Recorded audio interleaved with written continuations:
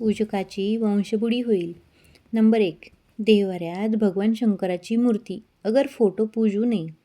घराचे स्मशान व्हायला वेळ लागणार नाही, कारण भगवान शंकरांचे सगुण रूप स्मशानातच तांडव नृत्य स्वरूपात मानले जाते. नंबर 2. संसारिक माणसाने मारुतीची देवघरात पूजा करू नये, कुटुंबाचा वंश खंडित होतो. नंबर 3.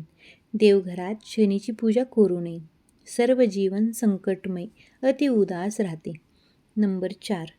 देवघरात मुंजा पूजू नये, यामुळे बाकीचे देव काम करत नाहीत. शिवाय त्या मुंजास सद्गतीपासून बंधनात अडकविल्यामुळे पूजा करूनही त्याचं काही फळ प्राप्त होत नाही, शापच मिळतो. घरामध्ये गायत्री मातेची पूजा करू नये, कारण गायत्री मातेचे स्वरूप पराकोटीचे पवित्र आहे. शिवता शिवत पाळणे अति कडक आहे. विटाळ स्त्रीची सावलीसुद्धा त्यावर पडलेली चालत नाही.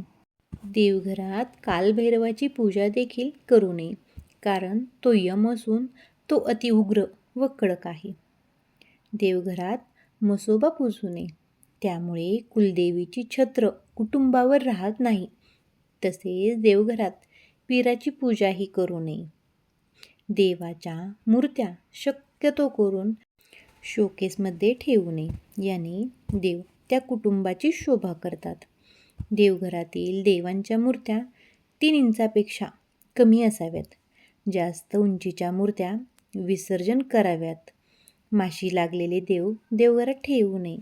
देवभग्न, छिद्र पडलेले आसन, आयुधे हालत, चिरा गेलेले देव, विद्रूप झालेले देव, पाण्यात टाकले की बुडबुडे येतात असे देव नसावेत.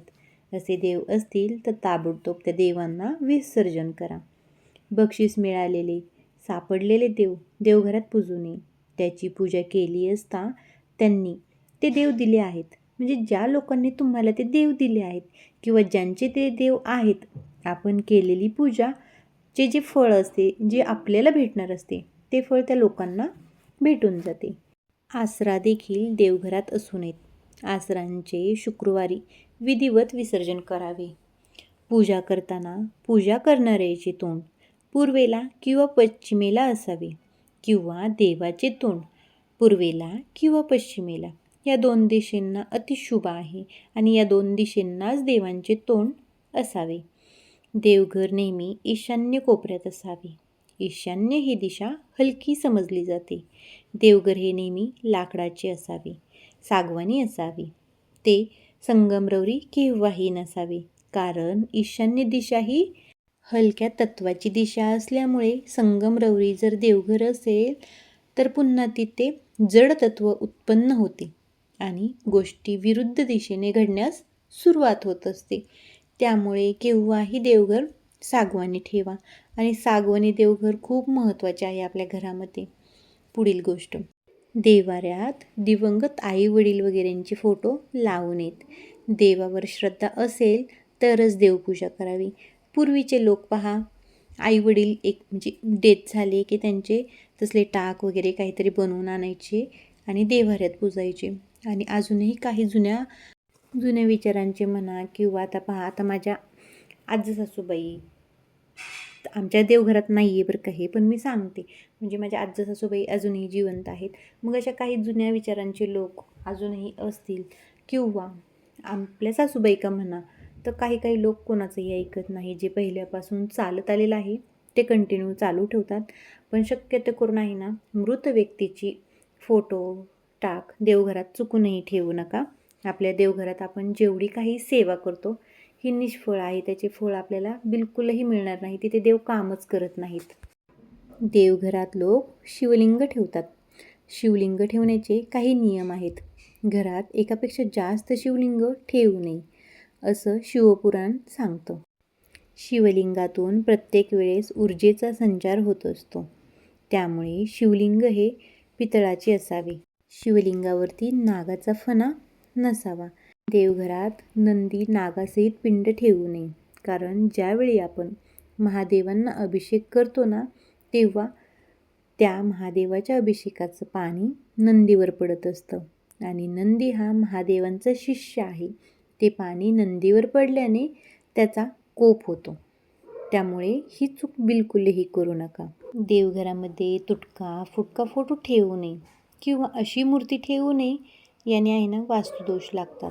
पूजा करताना तांदळाला अतिशय महत्त्वाचे मानले गेले आहे.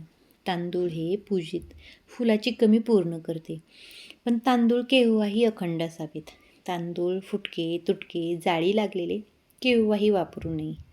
देवपूजा झाली की त्यांचा वापर करावा. पुढील गोष्ट, देवघरात काडीपेटी ठेवू नये. तसेच अंत्यविधीसाठी लागणाऱ्या वस्तू देवघरामध्ये ठेवत नाहीत असं म्हटलं जातं. त्यामुळे तेल, काडीपेटी अशा वस्तू देवघरापासून लांब ठेवाव्यात. आपल्याला आपले कुलदेव आणि कुलदेवी माहीत असणे गरजेचे आहे. नाहीतर अशाने वेगवेगळ्या संकटांना तोंड द्यावे लागते. आपल्या देवघरात कुलदेव व कुलदेवीचा एक फोटो आणि मूर्ती असणे आवश्यक आहे. मग तुम्ही फक्त फोटो ठेवला तरीही चालेल किंवा मूर्ती ठेवली तरीही चालेल. आणि एक फोटो आणि एक मूर्ती चालू शकते. पण डबल फोटो डबल मूर्ती चुकूनही ठेवू नका. एका देवाचा एकच फोटो आणि एकच मूर्ती चालू शकते. देवघरातील शाळीग्रामवर कधीही अक्षता व्हायच्या नसतात. ओल्या अंगाने किंवा ओल्या कपडे घालून देवपूजा करू नये. देवघरातील दिव्यात तेल आणि तूप केव्हाही एकत्रित लावू नये. तेलाचा दिवा वेगळा आणि तुपाचा दिवा वेगळा असावा. बुडीत घराण्याचे देव आपल्या देवघरात नसावे. आता कसं असतं पहा, काही म्हणजे जोडपे असतात, त्यांना फक्त एकच मुलगी असते. त्या मुलीला भाऊ नसतो. मग आईवडिलांचे देव लग्न झाल्यानंतर ती घेऊन जाते किंवा आईवडील डेथ झाल्याच्यानंतर आईचे देव त्या मुलीकडे येतात. तर बुडीत घराण्याचे देव केव्हाही आपल्या देवघरात नसावे. आपला वंश बुडतो याने. किंवा तुम्ही जर बुडीत घराण्याचं काही खाल्लेलं असेल तर हे सुद्धा चांगलं नाही आहे. त्यामुळे काही गोष्टी लक्षात घ्या.